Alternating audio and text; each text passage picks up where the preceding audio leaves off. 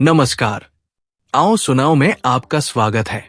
आज की कहानी है सास बहू और काम वाली। रमिया, ओ रमिया, फिर वही रेडियो बजा रही है? अरे, काम पर नहीं जाना क्या?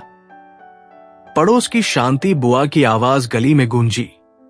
रमिया ने खिड़की से झांका। शांति बुआ अपने आंगन में झाड़ू लगाती हुई हर बार की तरह कुछ न कुछ ताना मारने को तैयार थी। बुआ, जल्दी ही जा रही हूं। बस थोड़ा मन बहल रहा था। रमिया ने हल्की हंसी के साथ जवाब दिया, लेकिन उसकी आवाज में एक खालीपन था। वो उठी, अपने सलवार कमीज को ठीक किया और छोटे से दर्पण के सामने खड़ी हो गई। दर्पण में उसकी परछाई कुछ कहना चाहती थी, पर रमिया ने नजरें फेर ली। रमिया एक काम वाली थी। पास की हवेली में, जहां सेठानी मालती देवी का राज चलता था, वो पिछले 10 साल से काम कर रही थी। हवेली में काम करना आसान नहीं था। मालती देवी की नजरें हर कोने पर रहती थी और उनकी बहुएं, बड़ी बहू सुमन और छोटी बहू राधिका, अपने अपने तरीके से रमिया की जिंदगी को और जटिल बना देती थी। सुमन सख्त थी, हर काम को बार बार जांचती, जबकि राधिका की बातों में मिठास थी, पर उस मिठास के पीछे एक छिपा हुआ खेल हमेशा चलता रहता। आज जब रमिया हवेली पहुंची तो आंगन में सुमन पहले से ही खड़ी थी। रमिया, देर हो गई आज। ये क्या, फिर वही पुरानी साड़ी? कोई नई नहीं मिली क्या? सुमन की आवाज में तंज था। सुमन भाभी, बस थोड़ा रास्ता लंबा पड़ गया, काम शुरू कर देती हूं, रमिया ने नजरें झुकाकर कहा और झाड़ू उठा ली। लेकिन उसका मन कहीं और था। कल रात शांति बुआ ने कुछ ऐसी बातें कही थी जो रमिया के दिल में चुभ गई थी। रमिया, तू हवेली में काम करती है, पर वहां की सास बहुओं की लड़ाई में मत फंस जाना। वो लोग तुझे प्यादे की तरह इस्तेमाल करेंगे, बुआ ने चेतावनी दी थी। रमिया ने झाड़ू चलाना शुरू किया। आंगन में पड़े सूखे पत्तों को समेटते हुए उसका ध्यान हवेली की खिड़की पर गया, जहां राधिका खड़ी थी। राधिका ने उसे देखा और हल्का सा मुस्कुराई। रमिया, आज थोड़ा जल्दी कर, मालती जी ने मेहमानों को बुलाया है। और हां, रसोई में मेरी सास के लिए हल्का खाना बनाना, कुछ ऐसा जो उनकी तबीयत को सूट करे। राधिका की आवाज में मिठास थी, पर रमिया को उसकी मुस्कान में कुछ और नजर आया। ठीक है राधिका भाभी, रमिया ने जवाब दिया और रसोई की ओर बढ़ गई। रसोई में घुसते ही उसे सुमन की आवाज सुनाई दी। रमिया, ये क्या, कल के बर्तन अभी तक पड़े हैं? तुझे कितनी बार कहना पड़ेगा कि काम ढंग से कर? रमिया ने गहरी सांस ली। सुमन भाभी, मैंने तो कल सब साफ कर दिया था, शायद रात में कोई, बस बहाने मत बना, सुमन ने बीच में ही टोक दिया। अब जल्दी से बर्तन साफ कर, और हां, मां जी के लिए खाना बनाने से पहले मुझसे पूछ लेना। राधिका को जरूरत से ज्यादा चिंता हो रही है मां जी की सेहत की। सुमन की आंखों में जलन साफ दिख रही थी। रमिया चुपचाप बर्तनों की ओर बढ़ी। उसका मन भारी हो रहा था। हवेली में काम करते हुए उसे हर दिन सास बहुओं की इस खींचतान का सामना करना पड़ता था। मालती देवी की तबीयत पिछले कुछ महीनों से ठीक नहीं थी और उनकी दोनों बहुएं इस बात को अपने अपने फायदे के लिए इस्तेमाल कर रही थी। सुमन चाहती थी कि मालती देवी की देखभाल का सारा श्रेय उसे मिले, जबकि राधिका अपनी चालाकी से मालती देवी का विश्वास जीतने की कोशिश में थी।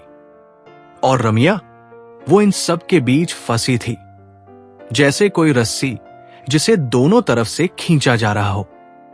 दोपहर तक रमिया ने आंगन साफ किया, बर्तन धोए और मालती देवी के लिए हल्की खिचड़ी बनाई। खिचड़ी की खुशबू रसोई में फैल रही थी जब राधिका अचानक वहां पहुंची। रमिया, ये खिचड़ी में क्या डाला है? मां जी को मिर्च बिल्कुल नहीं खानी। राधिका भाभी, मैंने तो सिर्फ हल्दी और जीरा डाला है, मिर्च तो डाली ही नहीं। रमिया ने धीरे से कहा। फिर भी तू पहले मुझे चखा दे, मां जी की तबीयत का सवाल है, राधिका ने कहा और एक कटोरी में खिचड़ी निकालकर चखने लगी। ठीक है, पर अगली बार और ध्यान रखना। रमिया ने कुछ नहीं कहा, लेकिन उसके मन में सवाल उठ रहे थे। राधिका को खिचड़ी की इतनी चिंता क्यों थी? क्या वह सचमुच मालती देवी की सेहत के लिए फिक्रमंद थी, या इसके पीछे कोई और खेल था? शाम को जब रमिया काम खत्म करके घर लौट रही थी, तो रास्ते में उसे शांति बुआ फिर मिल गई। क्या बात है रमिया, चेहरा लटका हुआ है, हवेली में फिर कुछ हुआ क्या? बुआ, आप तो जानती हैं वहां का माहौल। सुमन भाभी और राधिका भाभी की आपस में बनती नहीं, और मैं बीच में पिसती हूं, रमिया ने थकान भरी आवाज में कहा। अरे, मैंने तो पहले ही कहा था, वो हवेली तेरे लिए जाल है। सुन, मेरी एक बात मान, वहां की बातों में ज्यादा मत उलझ, और हां, मालती जी की तबीयत का ध्यान रख, वो बूढ़ी औरत तुझ पर भरोसा करती है। शांति बुआ ने रमिया के कंधे पर हाथ रखते हुए कहा। रमिया ने हल्का सा सिर हिलाया और घर की ओर बढ़ गई, लेकिन शांति बुआ की बातें उसके दिमाग में घूम रही थी। मालती देवी उस पर भरोसा करती थी, ये सच था। कई बार मालती देवी ने रमिया से अपनी पुरानी यादें साझा की थी, अपने पति के साथ बिताए दिन, हवेली के सुनहरे दौर और अपने दोनों बेटों की शादी की बातें। लेकिन हाल के दिनों में मालती देवी कुछ ज्यादा ही चुप रहने लगी थी। उनकी आंखों में एक डर सा दिखता था, जैसे कोई अनजाना खतरा उनके करीब आ रहा हो। अगले दिन सुबह रमिया जब हवेली पहुंची तो माहौल कुछ अलग था। आंगन में सन्नाटा पसरा था और सुमन रसोई में अकेली खड़ी थी। रमिया, आज मां जी की तबीयत फिर बिगड़ गई, तू जल्दी से उनके कमरे में जा, देख क्या चाहिए उन्हें, सुमन ने बिना रमिया की ओर देखे कहा। रमिया ने झट से झाड़ू एक तरफ रखी और मालती देवी के कमरे की ओर बढ़ी। कमरे में मालती देवी बिस्तर पर लेटी थी। उनकी सांसें भारी थी और चेहरा पीला पड़ गया था।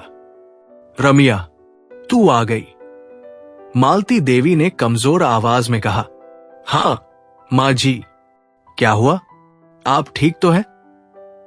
रमिया ने उनके माथे पर हाथ रखा। माथा ठंडा था, लेकिन मालती देवी की आंखों में वही डर फिर से दिखा। रमिया, मेरे पास बैठ, कुछ बात करनी है। मालती देवी ने रमिया का हाथ पकड़ लिया। उनकी उंगलियां कांप रही थी। मुझे लगता है कोई मुझसे कुछ छिपा रहा है। मेरी दवाइयां, वो ठीक नहीं है। रमिया का दिल धक से रह गया।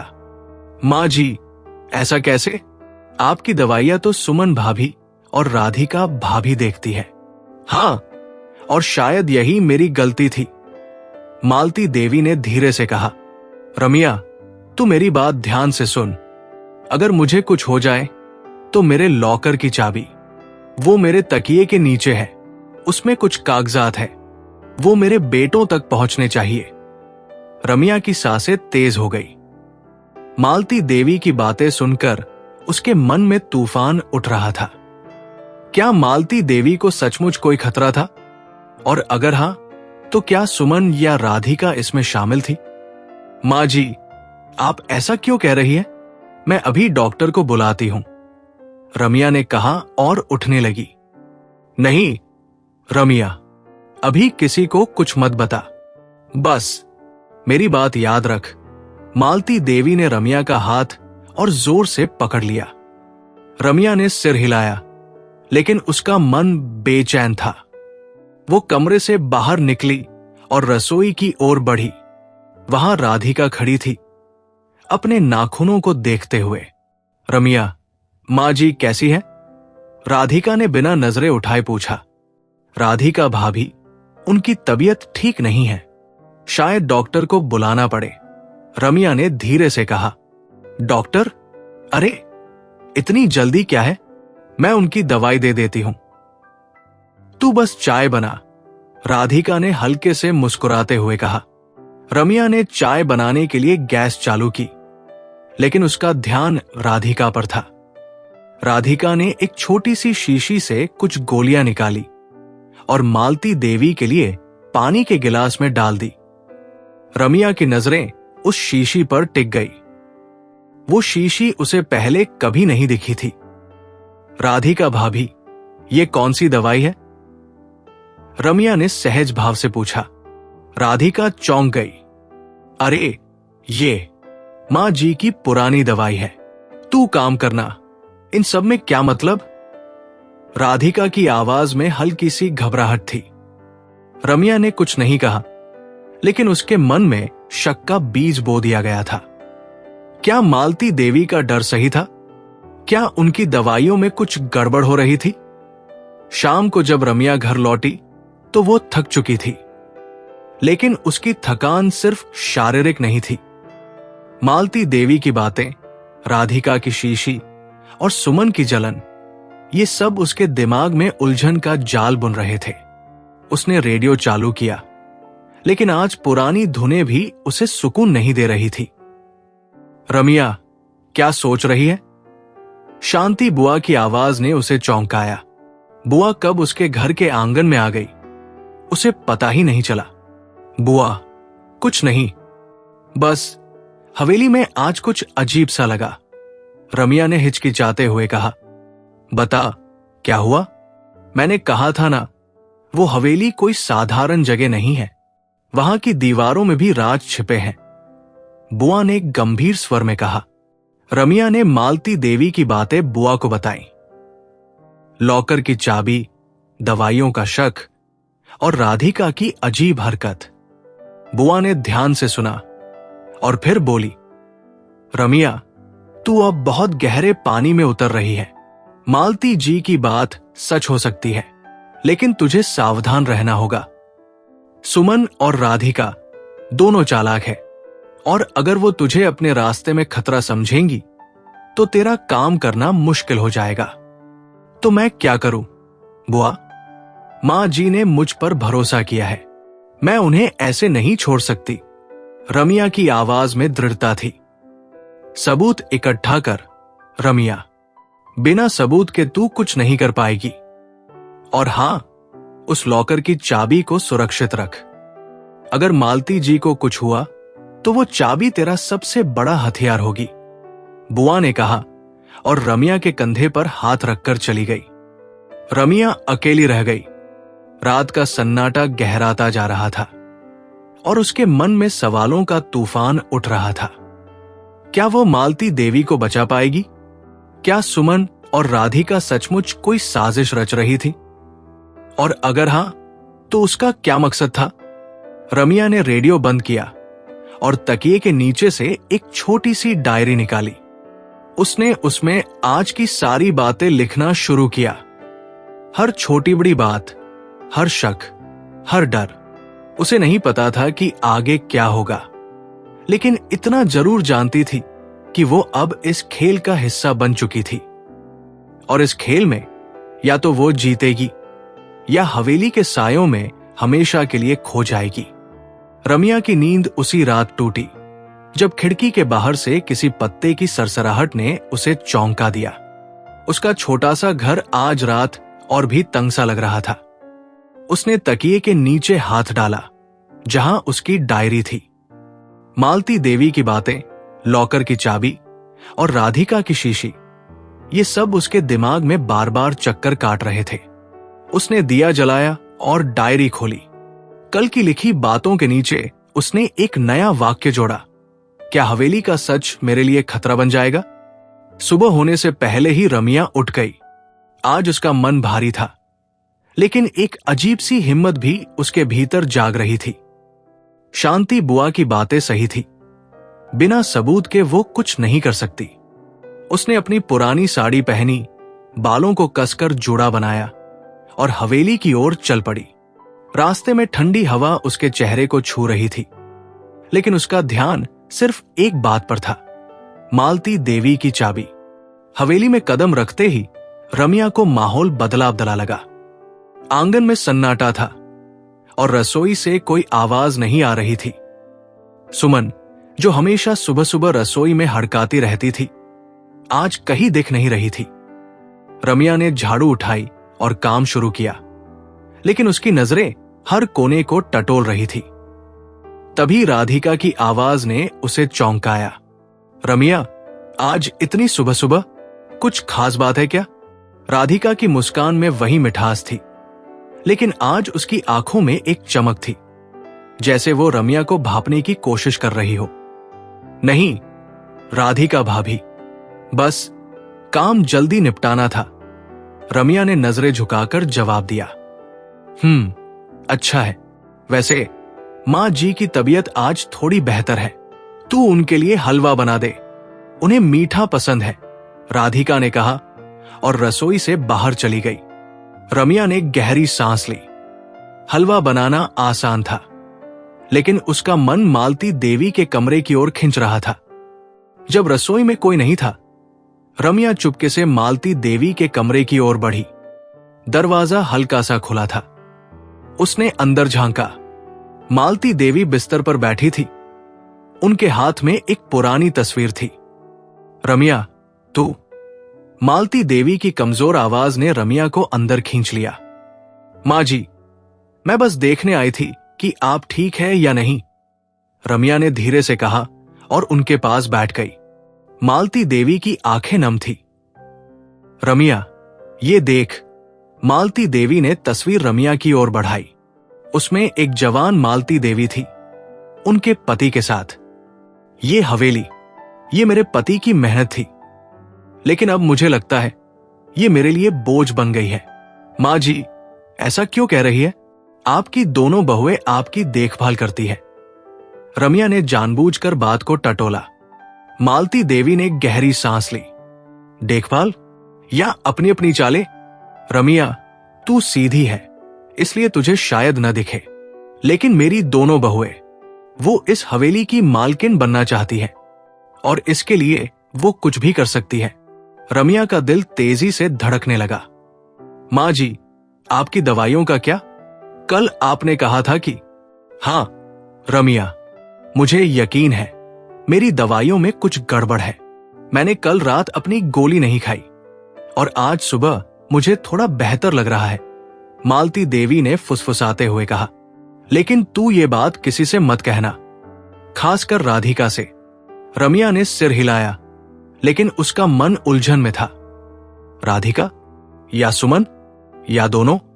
कौन मालती देवी को नुकसान पहुंचाने की कोशिश कर रहा था?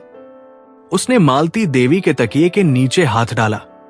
चाबी वहां थी, ठंडी और भारी। उसने उसे अपनी साड़ी के पल्लू में बांध लिया। मां जी, आप आराम करें, मैं हलवा बनाकर लाती हूं, रमिया ने कहा और कमरे से बाहर निकल गई। लेकिन जैसे ही वो रसोई की ओर बढ़ी, सुमन सामने आ खड़ी हुई। रमिया, तू मां जी के कमरे में क्या कर रही थी? सुमन की आवाज में शक था। सुमन भाभी, मैं बस उनकी तबीयत देखने गई थी। राधिका भाभी ने कहा था कि। राधिका ने कहा था? सुमन ने बीच में ही टोक दिया। तुझे राधिका की बातें सुनने की आदत हो गई है ना? सुन, मेरे सामने उसका नाम मत ले। अब जा, हलवा बना, और हां, मां जी को देने से पहले मुझे दिखाना।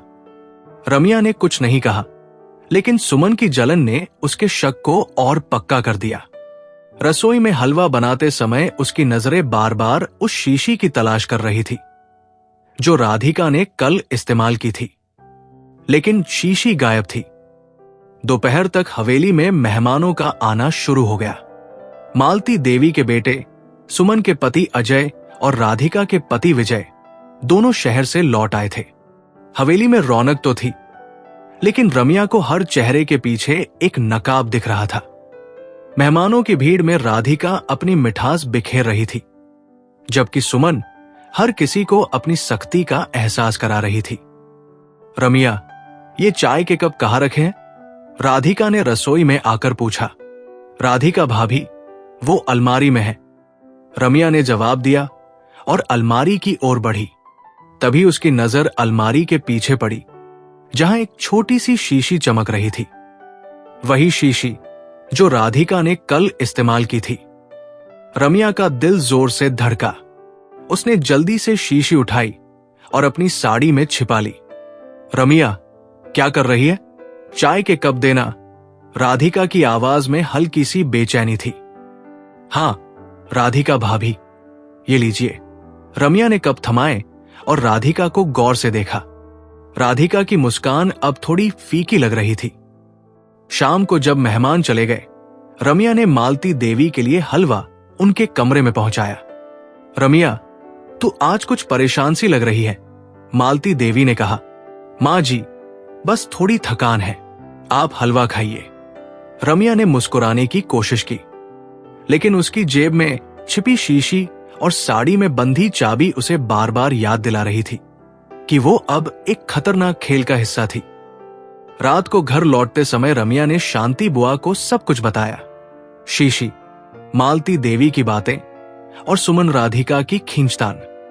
बुआ ने गंभीर स्वर में कहा, रमिया, तूने शीशी उठाकर ठीक किया, लेकिन अब तुझे और सावधान होना होगा। उस शीशी को किसी भरोसेमंद जगह रख, और हां, उसे किसी को दिखाने से पहले यह पता कर कि उसमें क्या है।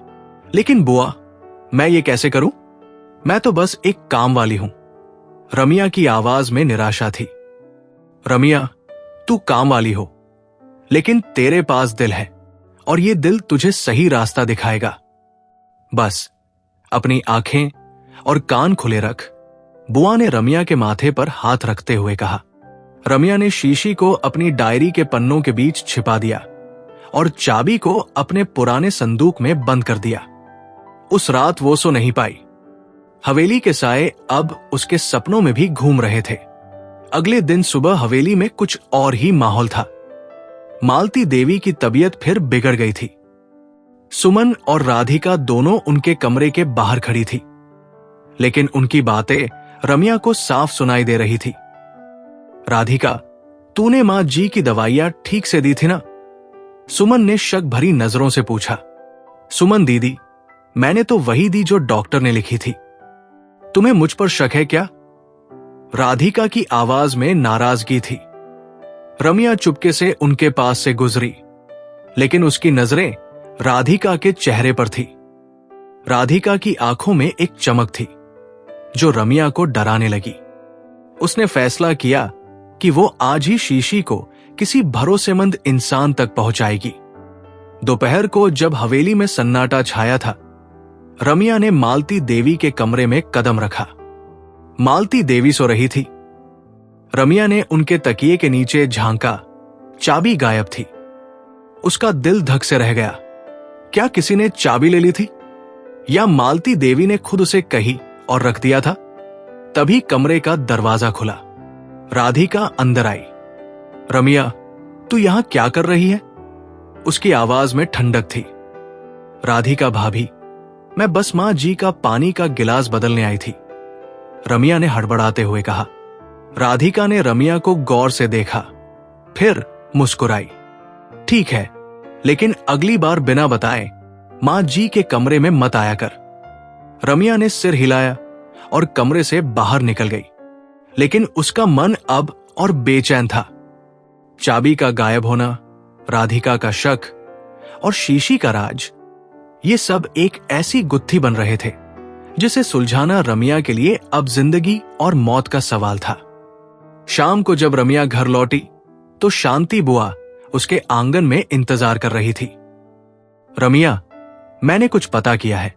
उस शीशी को लेकर तुझे तुरंत कुछ करना होगा। मेरे एक जानकार हैं, वो दवाइयों की जांच कर सकते हैं, लेकिन तुझे आज रात ही उनसे मिलना होगा, बुआ ने फुसफुसाते हुए कहा। रमिया ने हामी भरी। उसने शीशी अपनी साड़ी में छिपाई और बुआ के साथ निकल पड़ी।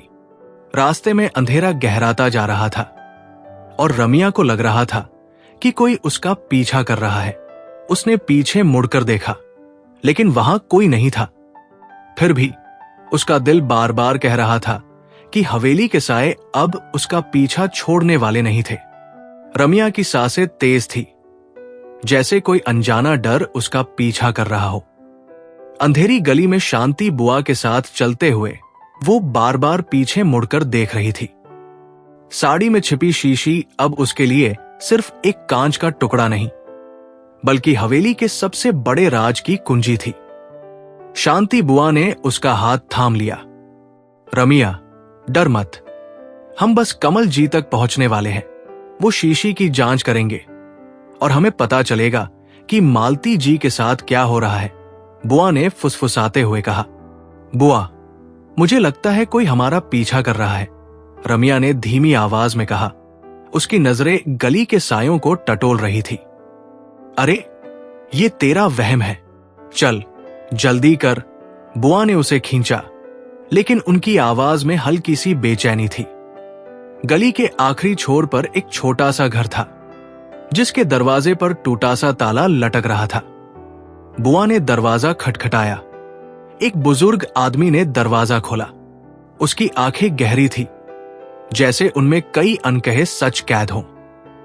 कमल जी, ये रमिया है, मैंने आपको इसके बारे में बताया था, बुआ ने परिचय कराया। कमल जी ने रमिया को गौर से देखा और अंदर बुलाया। रमिया ने शीशी कमल जी को थमाई। ये मालती जी की दवाइयों में से है, मुझे शक है कि इसमें कुछ गड़बड़ है, उसने हिचकिचाते हुए कहा। कमल जी ने शीशी को दिए की रोशनी में देखा। ये कोई साधारण दवाई नहीं लगती, मुझे इसे जांचने में 1-2 दिन लगेंगे। लेकिन रमिया, अगर इसमें कुछ गलत निकला तो तू बड़े खतरे में होगी। तैयार है? उनकी आवाज में गहराई थी। रमिया ने गहरी सांस ली। मुझे मालती जी का सच जानना है, वो मुझ पर भरोसा करती है, मैं उन्हें धोखा नहीं दे सकती। कमल जी ने सिर हिलाया और शीशी को एक लकड़ी के डिब्बे में बंद कर दिया। ठीक है, मैं तुझे खबर करूंगा, लेकिन तब तक हवेली में अपनी आंखें और कान खुले रख। रमिया और बुआ घर लौट आए। रात गहरा रही थी और रमिया का मन उलझनों से भरा था। चाबी का गायब होना और शीशी का राज अब एक ऐसी पहेली बन चुके थे जिसे सुलझाने की हिम्मत उसमें धीरे धीरे जाग रही थी। उसने अपनी डायरी खोली और लिखा, क्या मालती जी की जान खतरे में है? और अगर हां, तो क्या मैं उसे बचा पाऊंगी? अगली सुबह हवेली में कदम रखते ही रमिया को माहौल बदला बदला लगा। सुमन आंगन में खड़ी थी। उसका चेहरा गुस्से से तमतमाया हुआ था। रमिया, तू कल कहा थी मां जी का कमरा साफ नहीं हुआ। कितनी बार कहूं कि काम ढंग से कर? सुमन भाभी, मैंने तो कल सब साफ किया था।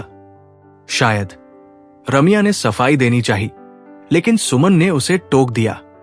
बस बहाने मत बना, आज मां जी के कमरे की अच्छे से सफाई कर। और हां, उनकी दवाइयों का डिब्बा मुझे दे दे, मैं खुद देखूंगी। सुमन की आवाज में ठंडक थी।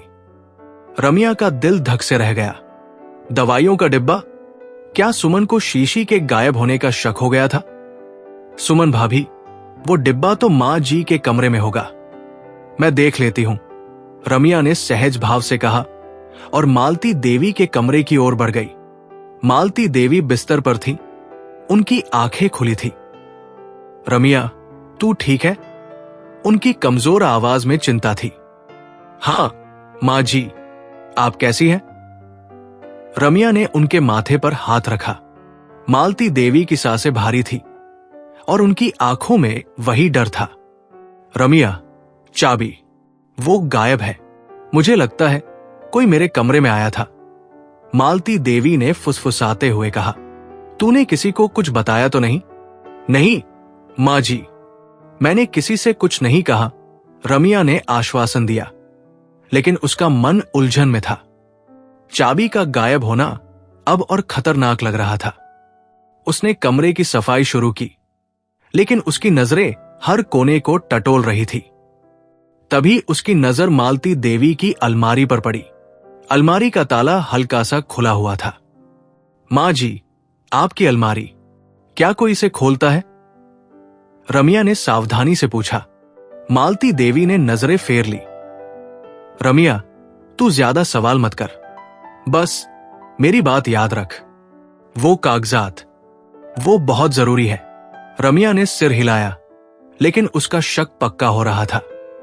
अलमारी में कुछ था जिसे कोई ढूंढ रहा था, और चाबी का गायब होना उस तलाश का हिस्सा था। दोपहर को रसोई में रमिया चाय बना रही थी जब राधिका वहां आई। रमिया, तू आज कुछ खोई खोई सी है, सब ठीक है ना? राधिका की आवाज में मिठास थी, लेकिन रमिया को उसकी हर बात अब एक चाल लग रही थी। हां, राधिका भाभी, बस काम ज्यादा है, रमिया ने जवाब दिया और चाय छानने लगी। वैसे तूने मां जी की दवाइयों का डिब्बा देखा? सुमन दीदी उसे ढूंढ रही थी। राधिका ने सहज भाव से पूछा। रमिया की उंगलियां एक पल के लिए रुक गई। नहीं राधिका भाभी, मैंने तो कुछ नहीं देखा, उसने नजरें झुकाकर कहा। राधिका ने रमिया को गौर से देखा, फिर मुस्कुराई। कोई बात नहीं, तू काम कर। लेकिन रमिया को राधिका की मुस्कान में एक छिपा हुआ तंज दिखा। शाम को हवेली में अजय और विजय के बीच तीखी बहस हो रही थी। रमिया आंगन साफ कर रही थी, लेकिन उनकी बातें उसे साफ सुनाई दे रही थी। विजय, मां की तबीयत दिन ब दिन बिगड़ रही है, तुझे नहीं लगता कि हमें उनकी दवाइयों की जांच करानी चाहिए? अजय ने गुस्से में कहा। अजय भैया, तुम हमेशा मुझे शक की नजर से क्यों देखते हो? मैं और राधिका मां की पूरी देखभाल कर रहे हैं। अगर तुम्हें इतनी चिंता है तो सुमन भाभी से पूछो, वो तो हर काम पर नजर रखती है। विजय ने तल्खी से जवाब दिया। रमिया का ध्यान उनकी बातों पर था। अजय का शक और विजय की बेचैनी उसे कुछ बता रही थी। क्या अजय को भी मालती देवी की दवाइयों पर शक था? और अगर हां, तो क्या वो रमिया की मदद कर सकता था? रात को जब रमिया घर लौटी तो शांति बुआ उसके आंगन में इंतजार कर रही थी। रमिया, कमल जी का फोन आया था। शीशी की जांच का नतीजा कल सुबह तक आएगा, लेकिन उन्होंने इतना कहा कि उसमें कुछ ऐसा है जो साधारण दवाई में नहीं होना चाहिए, बुआ ने गंभीर स्वर में कहा। रमिया की सांस रुक गई। बुआ, इसका मतलब मालती जी को सचमुच कोई नुकसान पहुंचाने की कोशिश कर रहा है? हां रमिया, और तुझे अब बहुत सावधान रहना होगा। अगर सुमन या राधिका को पता चला कि तू उनकी साजिश का पर्दाफाश करने की कोशिश कर रही है, तो वो तुझे चुप कराने की कोशिश करेंगी, बुआ ने चेतावनी दी। रमिया ने अपनी डायरी में सब कुछ लिखा। शीशी, चाबी, अलमारी और अजय विजय की बहस, हर बात अब एक बड़ी साजिश की ओर इशारा कर रही थी। उसने फैसला किया कि वो अगले दिन अजय से बात करेगी। शायद वो उसकी मदद कर सकता था। अगली सुबह हवेली में माहौल और तनावपूर्ण था। मालती देवी की तबीयत फिर बिगड़ गई थी और डॉक्टर को बुलाया गया था। रमिया रसोई में थी जब अजय वहां आए। रमिया, तू मां के साथ कितने सालों से काम कर रही है? अजय ने अचानक पूछा। लगभग 10 साल, अजय बाबू, रमिया ने जवाब दिया। उसकी नजरें अजय के चेहरे पर थी। तुझे मां की दवाइयों के बारे में कुछ पता है? कोई नई दवाई शुरू हुई है क्या? अजय की आवाज में शक था। रमिया का मन चाहा कि वो सब कुछ बता दे, लेकिन बुआ की चेतावनी ने उसे रोक लिया। अजय बाबू, मैं तो बस वही करती हूं जो सुमन भाभी और राधिका भाभी कहती है। दवाइयों की जिम्मेदारी तो उनकी है, उसने सावधानी से कहा।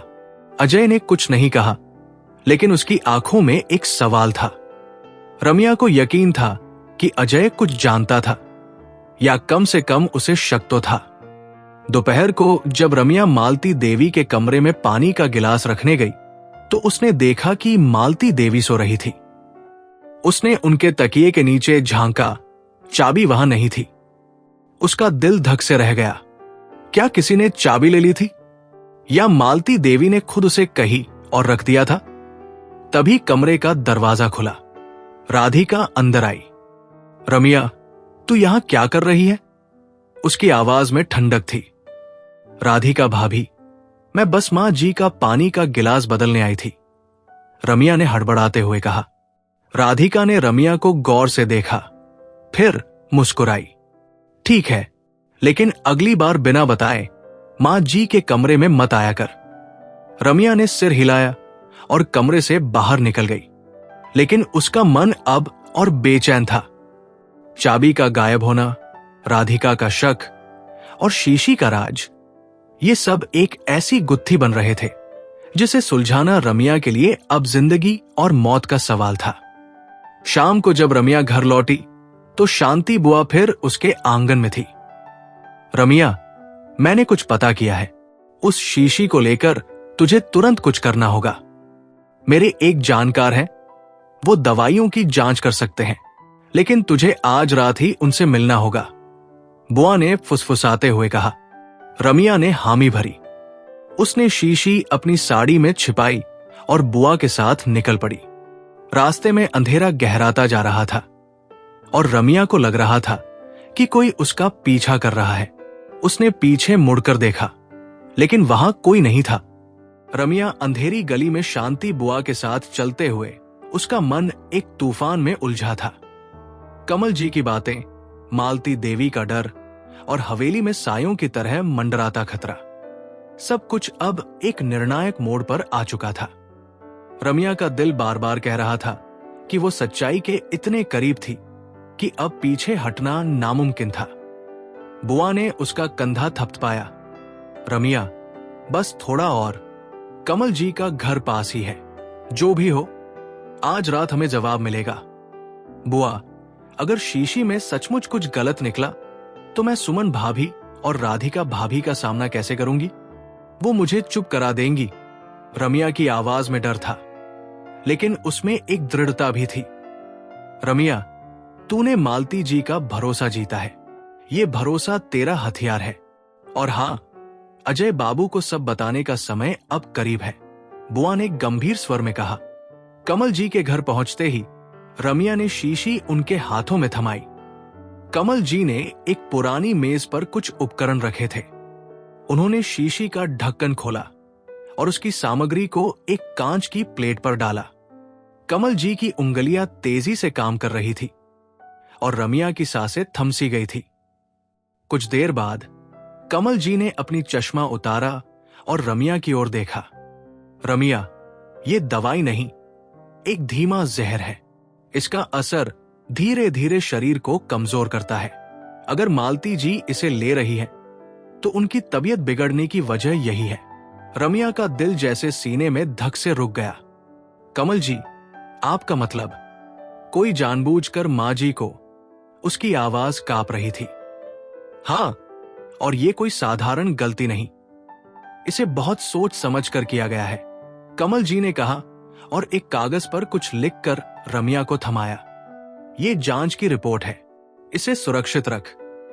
और हां, अब तुझे बहुत सावधान रहना होगा।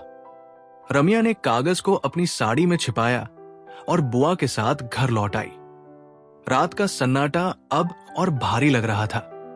उसने अपनी डायरी खोली और लिखा, मां जी की जान खतरे में है, शीशी में जहर था, लेकिन क्या मैं इस सच्चाई को सबके सामने ला पाऊंगी?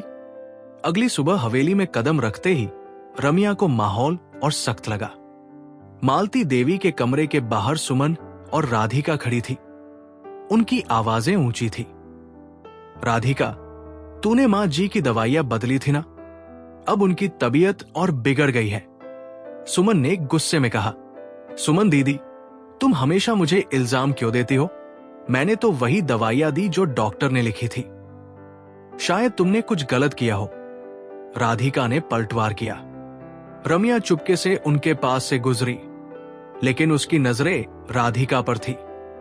राधिका की आंखों में एक चमक थी जो अब रमिया को साफ दिख रही थी।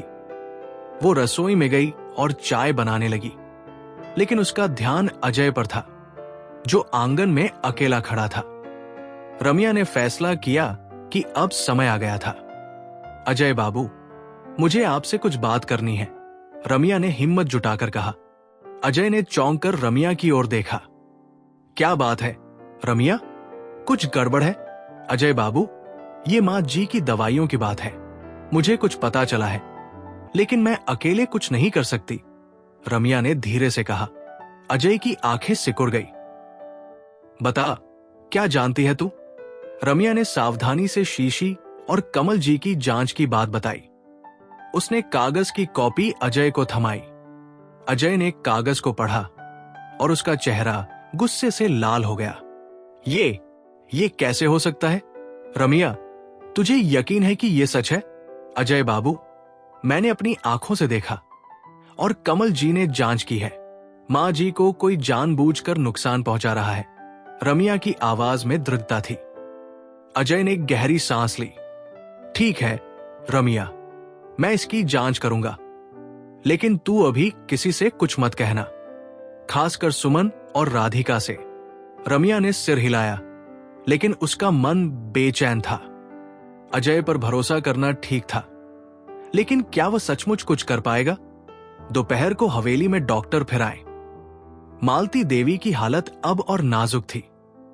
रमिया उनके कमरे में पानी का गिलास रखने गई तो उसने देखा कि मालती देवी की आंखें खुली थी। रमिया, तूने कुछ पता किया? मालती देवी की आवाज इतनी कमजोर थी कि रमिया को उनके पास झुकना पड़ा। मां जी, मैंने सब पता कर लिया। आपकी दवाइयों में कुछ गलत था, लेकिन अब अजय बाबू को सब पता है, वो कुछ करेंगे। रमिया ने फुसफुसाते हुए कहा। मालती देवी की आंखों में एक हल्की सी चमक आई। रमिया, मेरे लॉकर की चाबी वो राधिका ने ली है। मैंने उसे देखा था, लेकिन तू सावधान रहना, वो खतरनाक है। रमिया का दिल जोर से धड़का। राधिका? तो चाबी उसी के पास थी, और अगर राधिका को शीशी के गायब होने का शक हो गया था तो रमिया की जान भी खतरे में थी। शाम को हवेली में एक अजीब सा सन्नाटा था। अजय ने सुमन और राधिका को ड्राइंग रूम में बुलाया। विजय भी वहां था। रमिया को रसोई में रहने को कहा गया, लेकिन वो चुपके से दरवाजे के पास खड़ी हो गई। सुमन, राधिका, मुझे कुछ बात करनी है। मां की दवाइयों में गड़बड़ है। मैंने जांच कराई है, और जो मुझे पता चला है वो मुझे यकीन नहीं हो रहा। अजय की आवाज में गुस्सा था। अजय भैया, तुम ये क्या कह रहे हो? मैंने तो मां जी की पूरी देखभाल की है, राधिका ने मासूमियत से कहा। राधिका, झूठ मत बोल। मैंने सबूत देखे हैं, और मुझे ये भी पता है कि मां के लॉकर की चाबी तूने ली थी, अजय ने सख्ती से कहा। रमिया की सांसें तेज हो गई। राधिका की मुस्कान अब गायब थी। अजय भैया, तुम मुझ पर इल्जाम लगा रहे हो? सुमन दीदी से पूछो, वो हमेशा मां जी की दवाइयों पर नजर रखती थी। राधिका ने पलटवार किया। राधिका, तू मुझे बीच में मत ला। मैंने तो हमेशा मां जी की भलाई चाही, सुमन ने गुस्से में कहा।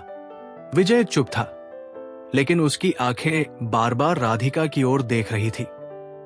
रमिया को लगा कि विजय कुछ जानता था, लेकिन बोल नहीं रहा था। तभी मालती देवी की कमजोर आवाज कमरे में गूंजी। अजय, रमिया को बुलाओ। रमिया चौंक गई। वो जल्दी से कमरे में गई। मालती देवी बिस्तर पर थी, लेकिन उनकी आंखों में एक अजीब सी ताकत थी। रमिया, सबके सामने बोल जो तूने मुझे बताया। रमिया ने गहरी सांस ली। मां जी, मैंने एक शीशी पाई थी जिसमें जहर था। वो आपकी दवाइयों में मिलाया जा रहा था। मैंने उसे जांच के लिए भेजा था, और चाबी के बारे में आपने जो कहा वो भी सच है। कमरे में सन्नाटा छा गया। राधिका का चेहरा पीला पड़ गया। रमिया, तू झूठ बोल रही है। मैंने कुछ नहीं किया। राधिका, चुप रह, अजय ने गुस्से में कहा। मुझे सबूत मिल चुके हैं, और अब तू सच बोलेगी, वरना मैं पुलिस को बुलाऊंगा। राधिका की आंखें अब डर से भरी थी। अजय भैया, मैंने सिर्फ वही किया जो विजय ने कहा था। वो चाहता था कि हवेली का बंटवारा जल्दी हो। और मां जी, राधिका, विजय ने उसे टोक दिया। तू मुझे बीच में क्यों ला रही है? ये सब तेरा कियाधरा है। रमिया का दिल जोर जोर से धड़क रहा था। विजय और राधिका की साजिश अब सबके सामने थी। मालती देवी की आंखें नम थी। विजय, तू मेरा बेटा है, फिर भी तूने मेरे साथ ये किया? विजय ने नजरें झुका ली। मां, मुझे माफ कर दो। मैं सिर्फ हवेली का हिस्सा चाहता था। राधिका ने कहा था कि अगर आपकी तबीयत बिगड़ेगी तो बंटवारा जल्दी होगा। अजय ने विजय का कॉलर पकड़ लिया। तूने मां की जान खतरे में डाली सिर्फ हवेली के लिए? सुमन चुप थी, लेकिन उसकी आंखों में भी गुस्सा था।